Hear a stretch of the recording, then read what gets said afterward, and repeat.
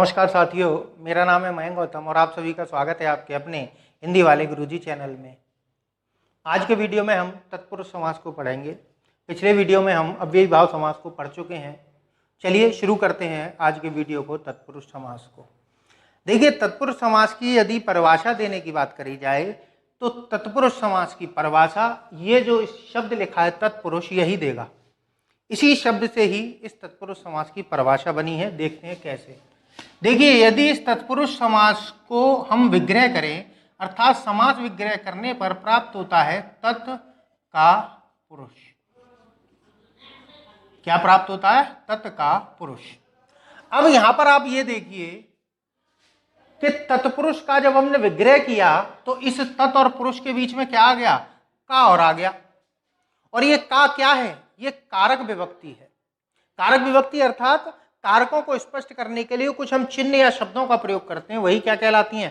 कारक विभक्तियां कहलाती हैं।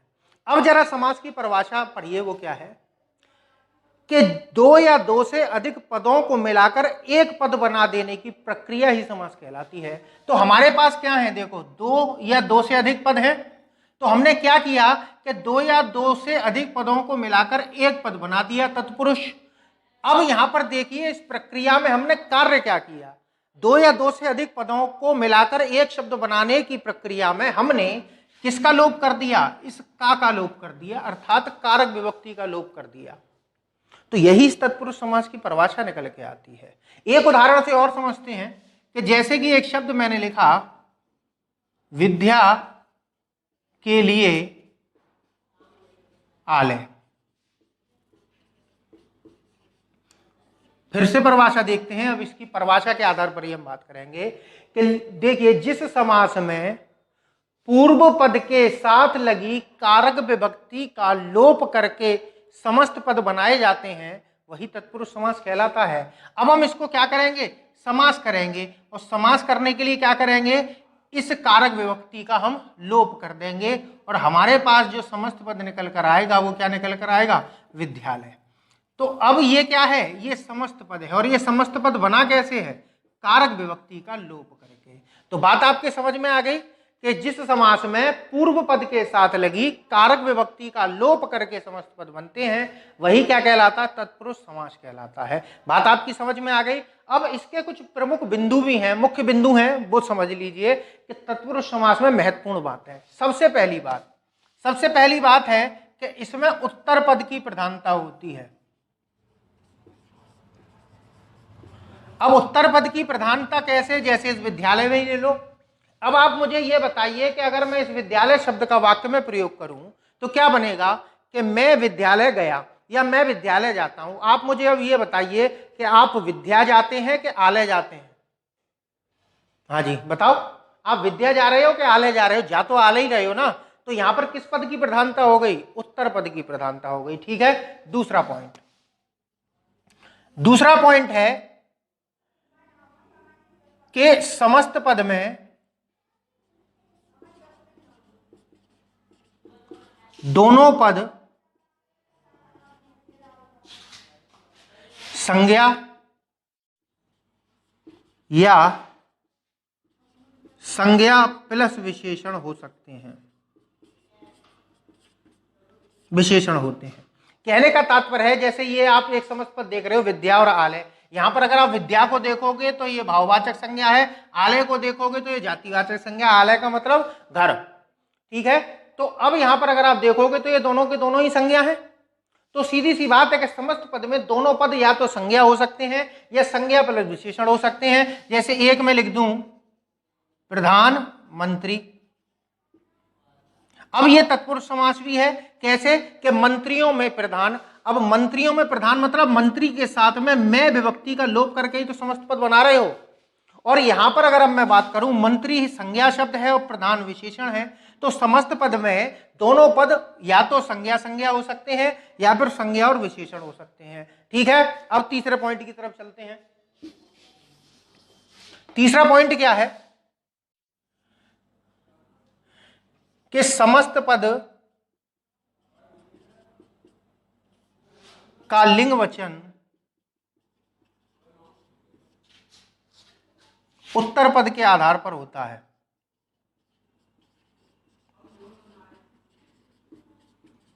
कैसे? देखो, मैंने विद्यालय बनाया, अब विद्यालय आले के आसपास पर ही तो बन रहा है, लेकिन चलो और एक उदाहरण के जरिए समझते हैं। जैसे मैंने राजा और पुत्र मिलाकर एक शब्द बनाया, राजपुत्र। अब यहां पर हम इसका क्या करेंगे, वाक्य प्रयोग करते हैं। जैसे राजपुत्र ने खाना खाया, तो यहां पर खाया जो हमने लगाया है इस पुत्र की वजह से ही तो लगाया है, और यहीं राजा का पुत्र की जगह होता राजा की पुत्री, तो फिर हम क्या लगाते, राजा की पुत्री ने खाना खाया, ठीक है, या राजा राजपुत्री खाना खाती है। अब यहां पर हमने क्या देखा कि पुत्री की वजह से क्रिया बदल गई, ठीक है। और यहां पर अगर हम बहुवचन बनाएं राजपुत्र का, तो राजपुत्रों बनेगा, ना कि राजों पुत्रों। राजो पुत्र तो नहीं होगा, या राजाओं पुत्र तो नहीं हो जाएगा, यहां पर क्या बनेगा, राजपुत्रों। तो बात आपकी समझ में आई कि समस्त पद का लिंग वचन उत्तर पद के आधार पर होता है, ठीक है। तीसरा पॉइंट क्या है, वो चौथा है, पूर्व पद के साथ लगी कारक विभक्ति का लोप होता है।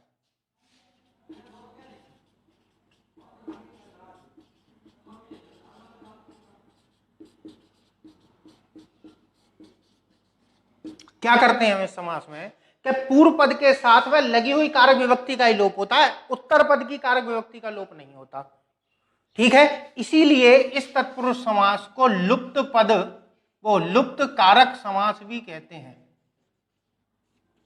क्या कहते हैं, लुप्त कारक समास। क्यों कहते हैं, क्योंकि इसमें कारक विभक्तियों का लोप किया जाता है, या कहा जाए पूर्व पद का कारक समाप्त कर दिया जाता है, ठीक है। देख लेते हैं इसका एक उदाहरण। जैसे मैंने एक इसी राजा पुत्र से ले लेते हैं, देखो, राजा के पुत्र ने खाना खाया।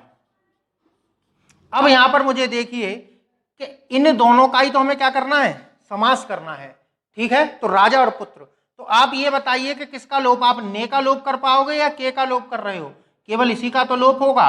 वाक्य क्या बन रहा है आपका, राजपुत्र ने खाना खाया, ठीक है। अब ये किसी भी विभक्ति में होता, पुत्र ने की जगह, ठीक है। मैंने राजा के पुत्र को खाना खिलाया, तो यहां पर भी आप देखोगे तो मैंने राजपुत्र को खाना खिलाया, तो याद रखिएगा कि केवल किस विभक्ति का लोप होता है, पूर्व पद के साथ लगी कारक विभक्ति का लोप ही किया जाता है, ठीक है। चलिए,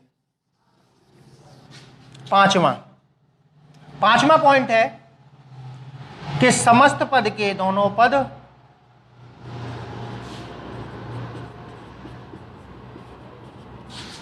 अलग अलग विभक्ति के होते हैं।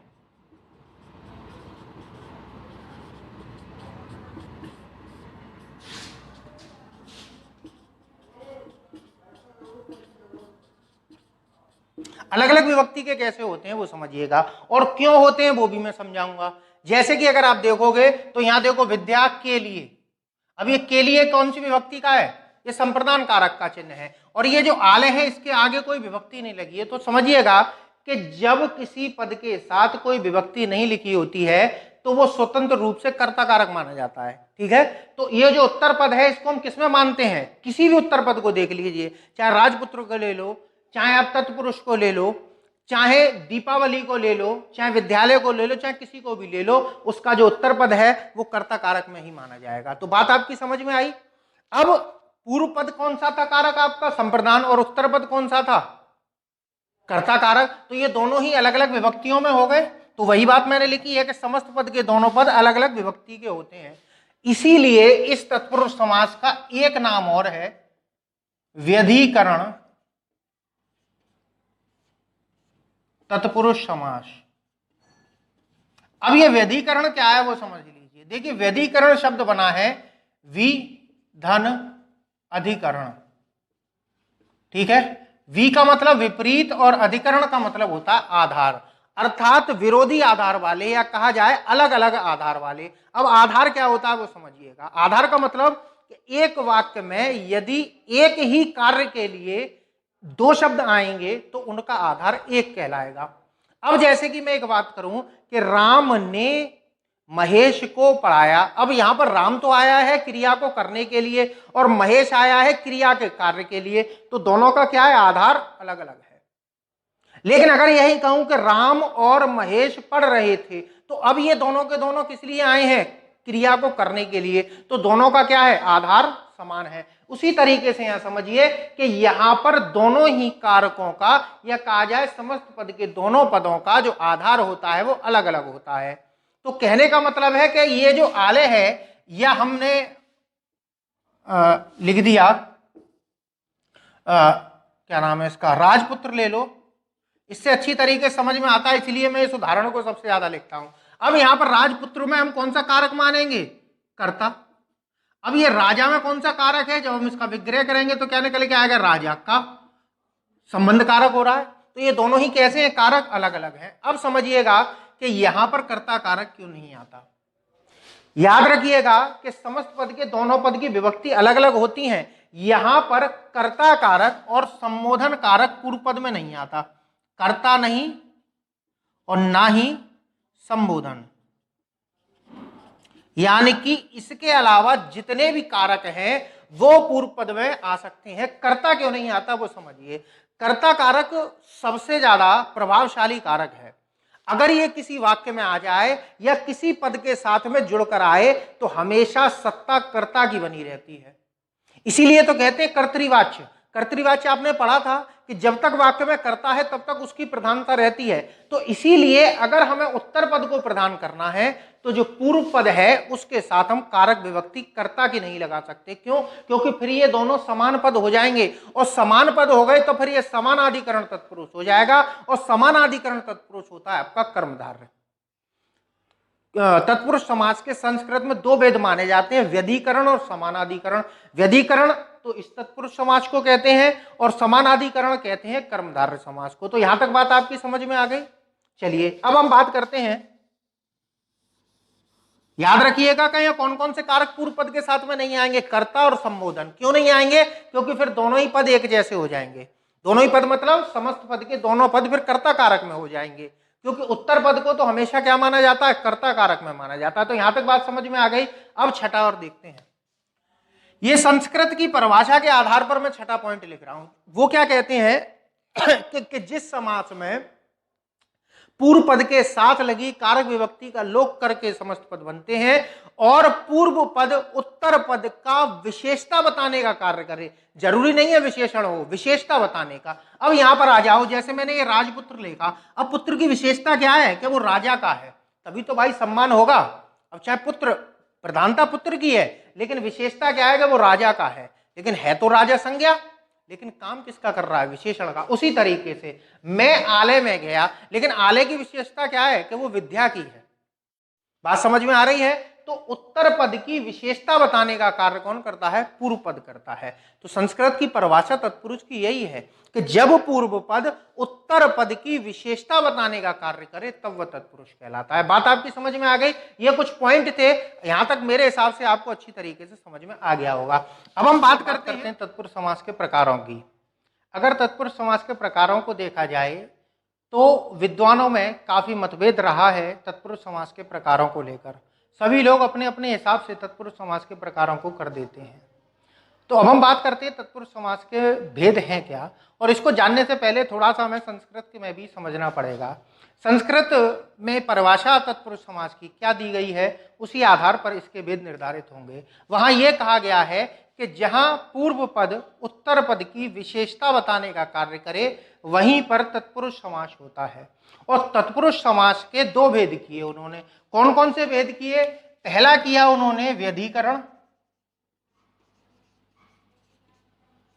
और दूसरा किया उन्होंने समानाधिकरण। ठीक है, व्यधिकरण की बात करी जाए तो ये वही है जिसको हम हिंदी में तत्पुरुष समास पढ़ते हैं, और समानाधिकरण को ही कर्मधारय कहा जाता है। क्या कहा जाता है? कर्मधारय। समान अधिकरण का मतलब है जिन दोनों समस्त पद के दोनों पदों का आधार समान हो, अर्थात दोनों के दोनों समस्त पद एक ही कारक विभक्ति को हो, वही क्या हो जाता है? समानाधिकरण हो जाता है। और वैसे हम कर्मधारय को कैसे समझते हैं? कि जब एक पद संज्ञा और एक पद विशेषण हो, अर्थात विशेष्य और विशेष्य का संबंध पाया जाए या फिर उपमेय और उपमान का संबंध पाया जाए, वही क्या हो जाता है? कर्मधारय हो जाता है। और कर्मधारय का भेद होता है संस्कृत में दिगु। दिगु का मतलब है कि जब विशेष की विशेषता या संज्ञा की विशेषता किसी संख्या के द्वारा बताई जाए तो वहीं क्या हो जाता है, द्विगु हो जाता है। अब व्यधिकरण तत्पुरुष समास के हिंदी में वो संस्कृत में 4 मुख्य भेद किए गए। पहला किया गया अलुक, दूसरा किया गया उपपद, तीसरा नय या इसको नन भी बोलते हैं, और चौथा किया गया प्रादि। ठीक है, तो ये संस्कृत के आधार पर है। ठीक है, अब हम हिंदी की बात कर लेते हैं। अगर हम हिंदी की बात करें तो रचना के आधार पर या निर्माण के आधार पर ये कर्मधार और दिगु को अलग से समास माना गया है। तो 4 समास तो थे ही, 4 के बाद 5वां कर्मधार और ये जो छठा है वो दिगु माना जाता है। तो हिंदी में अब ये भेद तो रहे नहीं, ना कर्मधार रहा ना ही दिगु रहा। लेकिन प्रधान पद के आधार पर अगर आपसे पूछ ले कि कितने प्रकार के समास है तो हमें उत्तर 4 देना, ये मैं पहले बता चुका हूं। और अगर आपसे पूछे कि प्रधान पद के आधार पर कर्मधार और द्विगु समास किसके प्रकार हैं तो वो तत्पुरुष के प्रकार हैं, तो यहां तो उत्तर यही देना है। लेकिन अगर आपसे वो पूछ ले कि तत्पुरुष समास कितने प्रकार का होता है हिंदी में, तो आपको उत्तर लगाना है 6। कैसे, देखिएगा, मैं इसको बिगाड़ रहा हूं, चलिए कैसे लगाना है वो समझिएगा। देखिए, हमने तत्पुरुष समास का अभी पढ़ा था कि तत्पुरुष समास में हम क्या करते हैं कि पूर्व पद के साथ लगी कारक विभक्ति का लोप कर देते हैं और फिर क्या बनता है आपका तत्पुरुष समास बनता है। ठीक है, जो समस्त पद बनता है वो तत्पुरुष समास का होता है। तो कहने का मतलब है हम पूर्व पद में क्या करते हैं, कारक विभक्ति का। तो कारक विभक्ति के आधार पर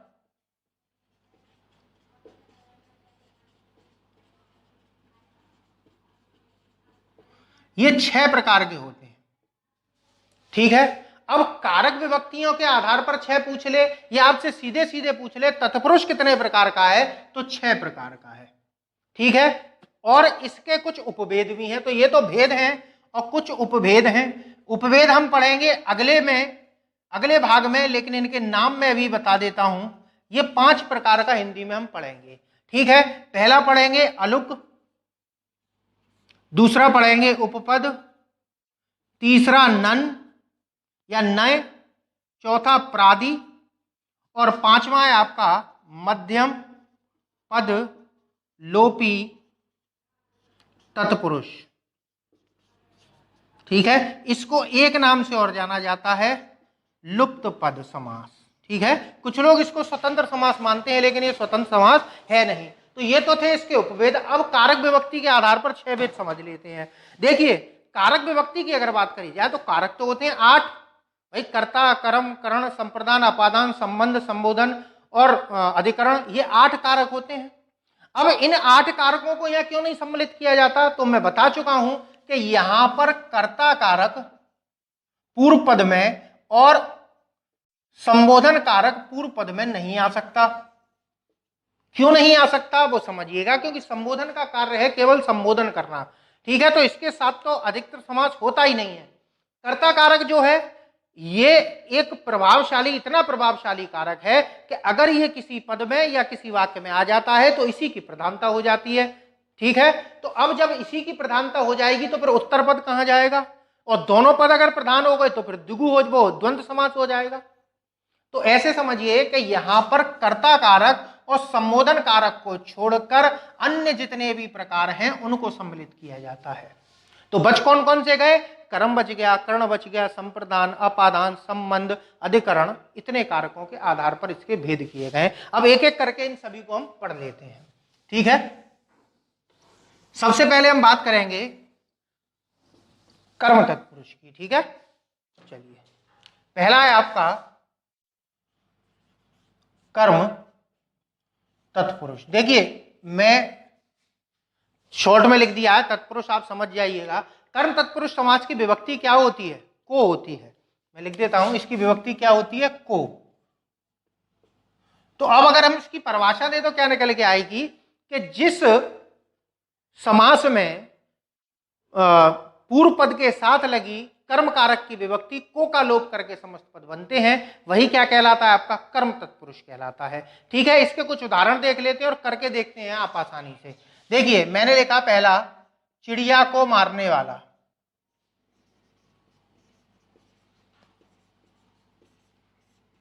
ठीक है, चिड़िया को मारने वाला।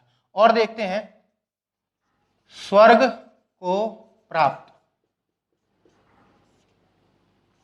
दूसरा, मरने को आतुर। ठीक है,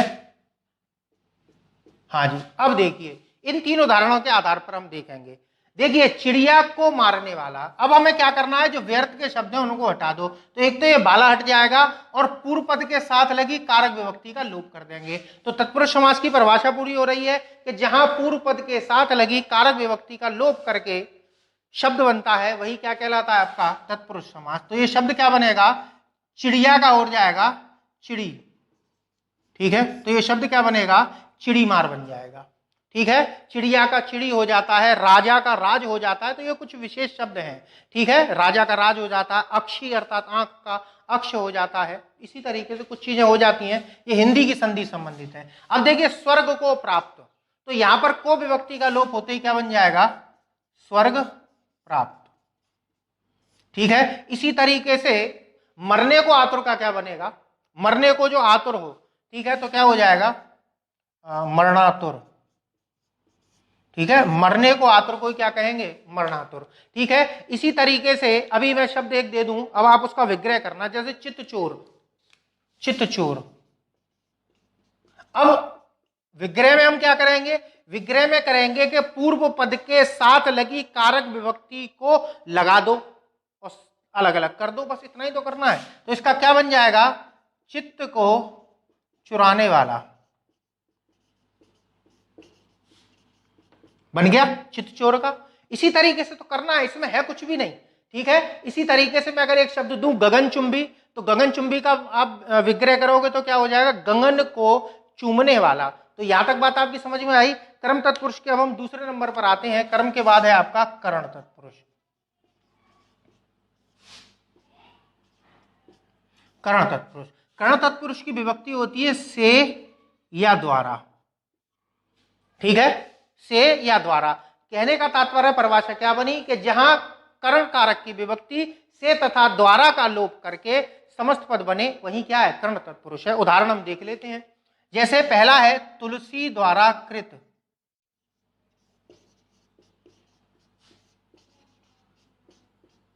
ठीक है, दूसरा है गुण से युक्त।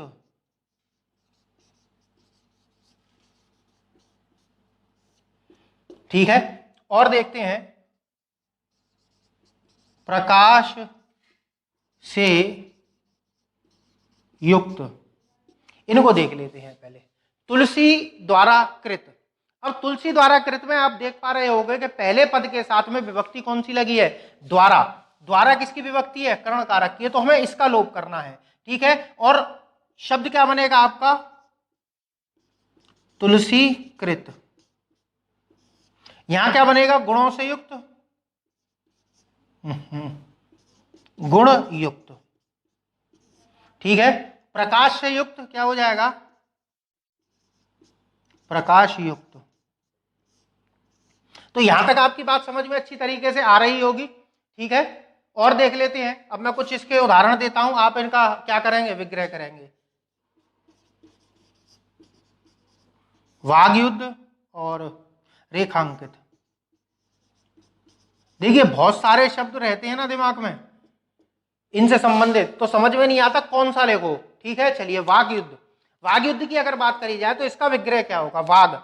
मैंने क्या बताया था कि समास करते समय संधि की स्थिति आएगी तो संधि अवश्य होगी। तो ये जो गा है ये का में बदल जाएगा, तो ये हो जाएगा वाक से युद्ध या वाक द्वारा युद्ध। अर्थात जो बोलकर युद्ध लड़ा जाता है, गाली गलौज करके जो उल्टी सीधी कह के हम युद्ध करते हैं ना, उसी को क्या कहते हैं, वाक युद्ध कहते हैं। तो वाक से जो युद्ध होता है वही वाक युद्ध कहलाता है। रेखांकित का क्या बनेगा, रेखा द्वारा अंकित। तो मेरे हिसाब से आप यहां तक समझ पा रहे होंगे। इसके बाद में मैं आपको एक प्रैक्टिस भी करवाऊंगा, ऐसी बात नहीं है। तो यहां तक आपकी समझ में आया कर्म और करण। अगला देख लेते हैं।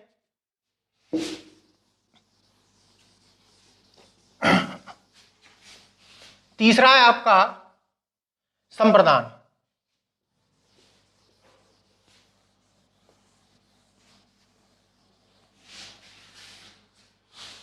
हाँ जी, पहला हो गया कर्म, दूसरा हो गया करण। अब तीसरे की बात करते हैं हम, संप्रदान की। ठीक है, तीसरा आपका प्रकार है संप्रदान। देखिए संस्कृत में ये जो कारक विभक्तियां हैं इनके लिए अलग शब्द प्रयोग होते हैं। जैसे कर्म तत्पुरुष को बोलते हैं द्वितीय विभक्ति तत्पुरुष। ठीक है, तृतीय विभक्ति तत्पुरुष करण कारक, तृतीया चतुर्था पंचमी षष्ठी है क्या वो समझिएगा। जैसे हमारे यहाँ कारकों के नाम होते हैं कर्ता, कर्म, करण, संप्रदान, अपादान, और इनकी विभक्तियों को करण कारक की विभक्ति, कर्म कारक की विभक्ति, ऐसा संस्कृत में नहीं है। संस्कृत में क्या है कि कर्ता कारक की विभक्ति को प्रथमा विभक्ति, कर्म कारक की को द्वितीय विभक्ति। जैसे आपने रूप पढ़े हैं ना संस्कृत में, जैसे राम के रूप तो ज्यादातर सभी ने याद करे होंगे, जैसे राम, रामम, रामेन, रामाय, रामात, रामस्य, रामे, राम। तो ये जो है ये क्या है, प्रथमा, द्वितीय, तृतीय, चतुर्थ, पंचमी, षष्ठी, अष्टमी, ये क्या है, ये कारकों की विभक्तियां हैं, जिसको हिंदी में हम कारकों के नाम से जानते हैं। जैसे संप्रदान विभक्ति, अब इसको क्या बोलेंगे, तृतीय विभक्ति बोलेंगे। ठीक है, क्या बोलेंगे, तृतीय, वो चतुर्थी विभक्ति बोलेंगे, क्योंकि संप्रदान चौथे नंबर पर आता है। ठीक है, संप्रदान की बात करी जाए तो यहां किस विभक्ति का लोप होगा, यहां होगा के लिए। ठीक है, या हेतु का, इन दोनों का लोप होगा। परिभाषा वही है कि जहां पूर्व पद के साथ लगी के लिए या हेतु विभक्ति का लोप हो, वहां संप्रदान तत्पुरुष होता है। उदाहरण देख लेते हैं। देखिए, जैसे मैंने लिखा सत्य के लिए आग्रह। ठीक है, सत्य के लिए आग्रह। तो सत्य के लिए आग्रह, चलो एक एक करके ही बताता हूं। सत्य के लिए, माफ कीजिएगा मैंने यहां लिए नहीं लिखा, सत्य के लिए आग्रह। तो हमें करना क्या है कि इसका लोप करना है। तो शब्द क्या बनेगा, सत्याग्रह। ठीक है, इसी तरीके से एक शब्द है आपका विद्या के लिए आलय।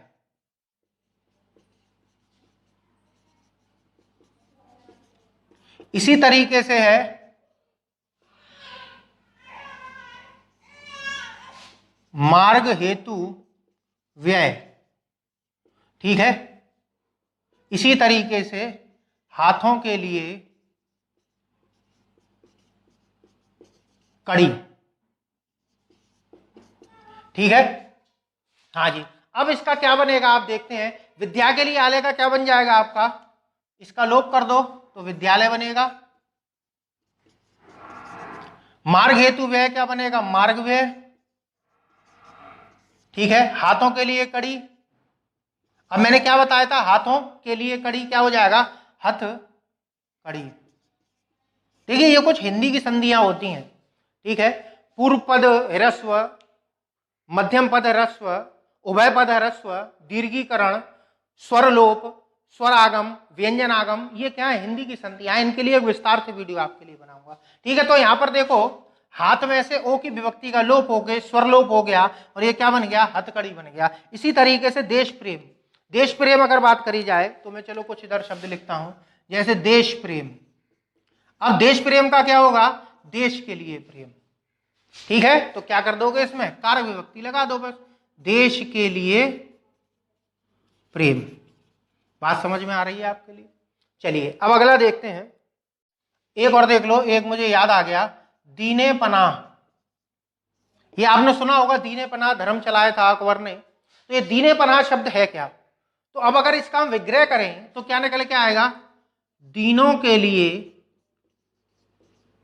पनाह। बात क्लियर हो गई, दीनों के लिए पनाह। तो यहां पर क्या हुआ कि पूर्व पद के साथ में कारक विभक्ति को प्रकट कर दिया, और जब हम समास करते हैं तो हटा देते हैं, और जब विग्रह करते हैं तो प्रकट कर देते हैं। इसके बाद 5वें नंबर पर आता है, वो 4थे नंबर पर आता है आपका अपादान।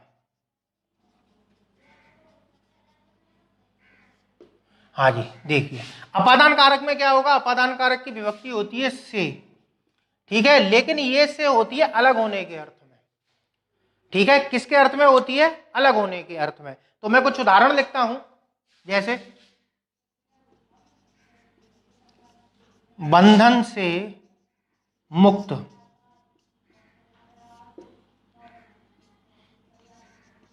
भय से भीत, और देखते हैं नेत्र नेत्रों से हीन। पहले इन तीनों का देख लेते हैं। बंधन से मुक्त, बंधन से मुक्त का क्या बनेगा आपका समास? बंधन से मुक्त की बात करी जाए तो क्या हो जाएगा? बंधन मुक्त।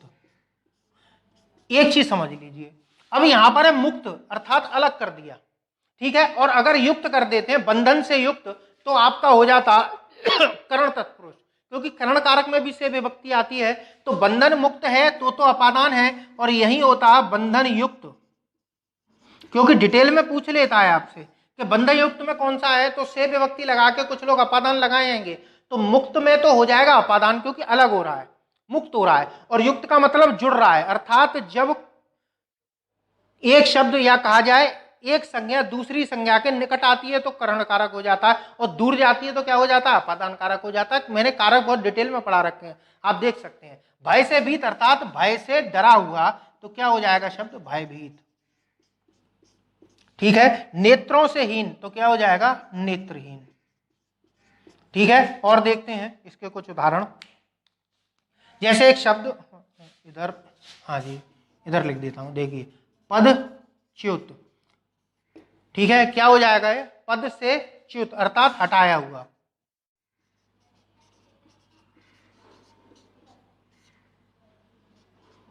ठीक है। और देखते हैं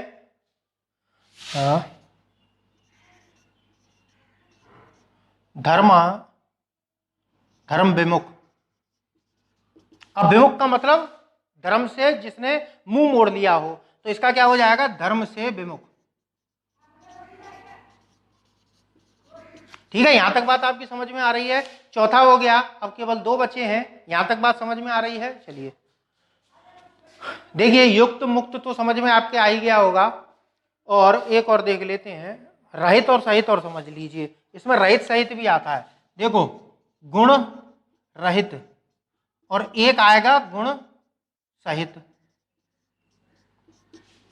ठीक है। अब गुण सहित आ जाए, गुण रहित आ जाए, तो अब हमें क्या करना है? देखो गुण रहित अर्थात गुणों से रहित हो गया है, तो रहित हो गया तो क्या हो जाएगा आपका? अपादान। और गुण से सहित, गुण के सहित अगर आ जाए, गुण के सहित या गुणों के साथ, तो ये जो के आया है तो ये आपका क्या हो जाएगा? ये हो जाएगा संबंध तत्पुरुष। क्या हो जाएगा? संबंध तत्पुरुष। याद रखिएगा, छोटी छोटी सी बातें होती हैं। चलिए अब बात करते हैं अगले, संप्रदान अपादान हो गया, अब संबंध और अधिकरण रह गए आपके।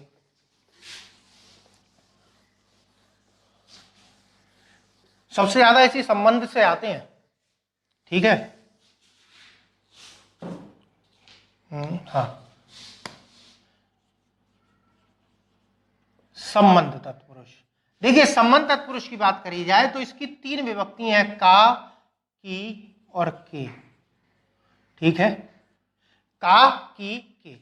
इसमें क्या होगा कि पूर्व पद के साथ लगी का विभक्ति, की विभक्ति या के विभक्ति का लोप हो जाएगा। देखते हैं, जैसे मैंने लिखा लाखों का पति,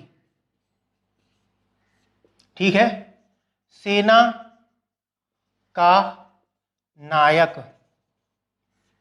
मैंने लिखा पर के अधीन,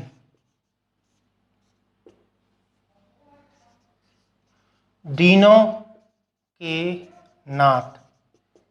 चलिए देख लेते हैं इतनों को पहले। लाखों का पति, ठीक है। अब हमें करना क्या है कि पूर्व पद के साथ लगी कारक विभक्ति का लोप कर देना है, तो लाखों का पति क्या कहलाएगा? लखपति, ठीक है। क्या कहलाएगा? लखपति। हमने क्या किया?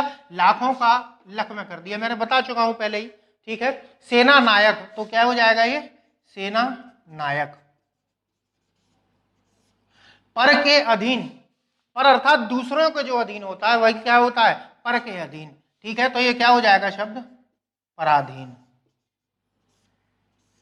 दीनों के नाथ, यहां पर संधि मैंने बताया था कि स्वरागम संधि है, इसमें जो उत्तर पद है या कहा जाए कि दोनों पदों के मध्य में एक स्वर का आगमन हो जाता है, तो शब्द तो बनना चाहिए था दीन नाथ।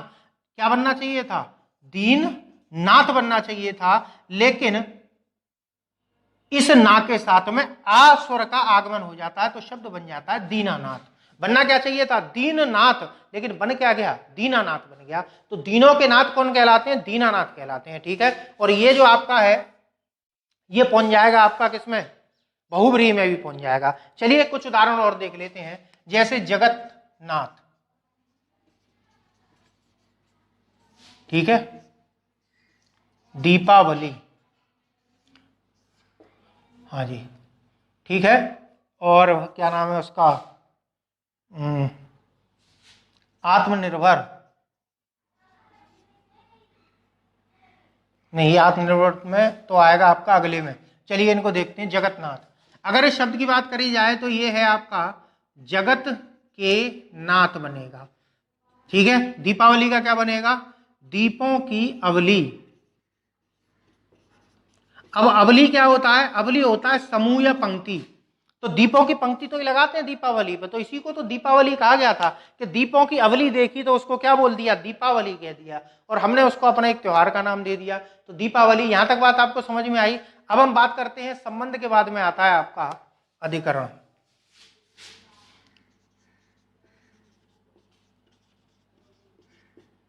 अधिकरण तत्पुरुष, अधिकरण तत्पुरुष की विभक्ति क्या होती है? मैं और पर। ठीक है, उदाहरण देख लेते हैं इनके। आप पर बीती सिर में दर्द,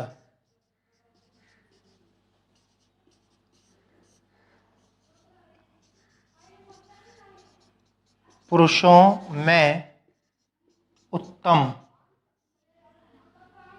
और आत्मा पर निर्भर।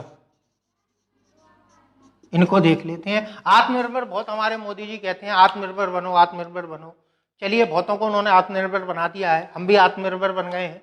चलिए, आत्म पर बीती, आप पर मतलब स्वयं पर बीती, तो यहां हम क्या करेंगे? इसको हटा देंगे। जैसे उसने मुझे आप बीती सुनाई, अर्थात जो उसके स्वयं के साथ घटित हुआ वही तो सुनाया, तो इसका क्या बन जाएगा? आप बीती।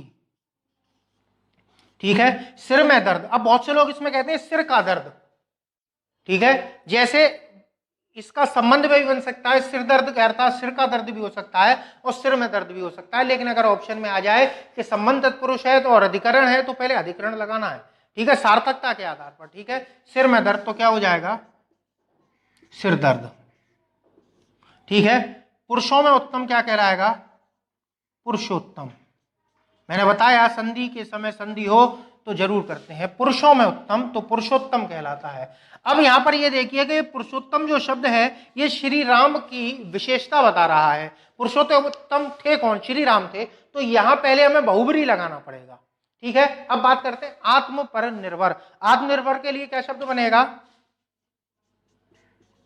आत्मनिर्भर। ठीक है, बात क्लियर हो गई। अब आत्मनिर्भर आपको किसने बनाया? प्रधानमंत्री ने। ठीक है, तो प्रधानमंत्री जी ने आपको आत्मनिर्भर बनाया, तो इसका क्या हो जाएगा? आप करिएगा और देखते हैं क्या नाम है उसका?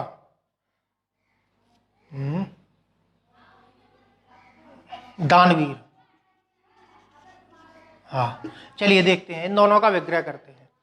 प्रधानमंत्री, तो प्रधानमंत्री का क्या होगा? देखिए इसका विग्रह तीन तरीके से हो सकता है। प्रधान है जो मंत्री, और प्रधान है मंत्री जो, और मंत्रियों में प्रधान। तो ये तीन तरीके से कर्मधार, बहुब्रीहि और तत्पुरुष समास इसमें होगा। और अगर मैं बात करूं 68,500 की सुपर टेट की परीक्षा में प्रश्न आया था, तो इसके तीनों ऑप्शन सही मान लिए थे, लेकिन अगर व्यक्तिगत तौर पर बात करी जाए तो सबसे पहले इसमें बहुब्रीहि माना जाएगा। चलिए देख लेते हैं इसका क्या बनेगा। अगर हम तत्पुरुष के आधार पर बात करें तो मंत्रियों में प्रधान। ठीक है, दानवीर का क्या क्या निकल के आएगा? दान में वीर। जो दान में वीर हो वही दानवीर, कर्म में वीर हो वही कर्मवीर कहलाता है। तो यहां तक तो था आपका तत्पुरुष समास का वेदों के साथ में वर्गीकरण। अगले वीडियो में हम तत्पुरुष समास के उपभेदों को पढ़ेंगे।